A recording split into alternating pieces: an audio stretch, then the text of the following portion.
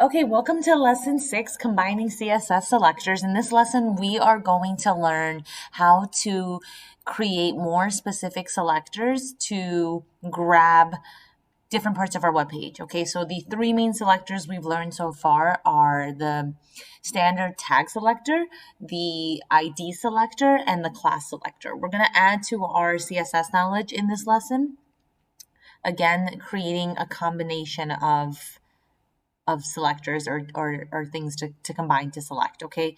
So the first exercise is choosing nested tags, and in this home page for Carl's Carnival event page, we are going to be making a few adjustments, okay?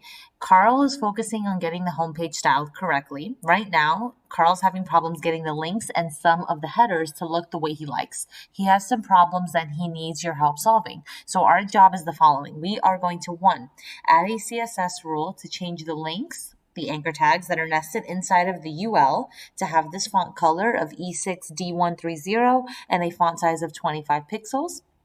We're going to add a CSS rule to change the links that are inside of the H2 tags to inherit the color of the H2 tag. So inherit is going to be a new value that we are basically going to try out in this exercise. And then finally, we're going to add a CSS rule to change the H2 tags that are inside of elements that have the ID featured. We want these pieces to be italicized, have the color of 30E694, and the rule will have the same format as if featured were another HTML tag. So this is what we're starting with up here in the top right. You have to kind of scroll down to see the whole thing. And then we want to get to this at the bottom left. Okay, so our finished product should look like this. Let's get started. Okay, so let's run this, check out what we have. Okay, this should look familiar. We just saw this. If you want to open it up in a new tab, that might be a good idea since we're dealing with like a full web page right now. All right, so the first thing we want to do is grab the links that are inside of our UL tags. So remember, in this unit, we're putting all of our rules in our external style sheet, which is already linked to our web page. Okay, so we don't have to worry about that part.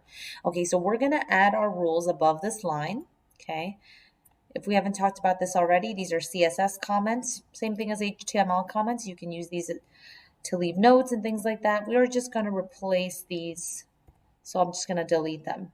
Okay, so the first rule is going to be UL space A. So we haven't seen this before. We're basically combining two tags in this selector. And what this means is grab all of my anchor tags that are inside of my UL or are, yes, basically inside, or the correct terminology in web design would be children of the UL, which would be the parent tag. Okay, we're not going to get that specific right now, but just know that this is what we're doing in the selectors, grabbing all of our anchor tags inside of the ULs.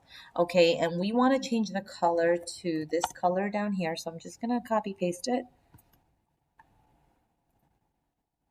Okay, and we want the font size of that to be 25 pixels. Okay, so let's go ahead and take a look now. The unordered list, I'm going to save this. Oh, it's saved already. Okay, so the unordered list is the nav bar. Okay, and right now the nav bar basically is this blue color. So let's see what happens when we refresh it. Okay, so you see the difference. It's a lot larger, and now it's a gold color. So way better contrast. We can kind of see it better. We can see it a lot better than when it was blue. Okay, so that's step one.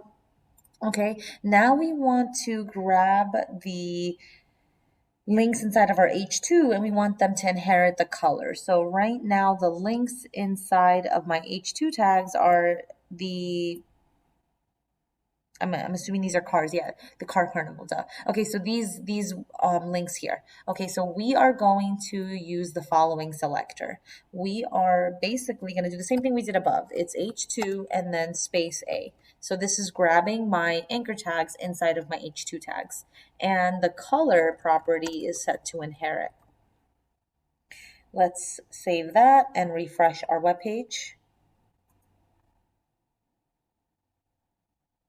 Okay, so now our H H2 tags, which are white, our anchor tags have basically inherited the color of our H2 tags, which are white. So now everything's matching. Okay, so inherit is a valid property that you can use for color. I know we've been using hex codes, RGB, and names, but you can also use this value of inherit. It is a valid property for color. Okay, finally, we are going to grab the H2 tags inside of the element with the ID featured. So let's go ahead and find that.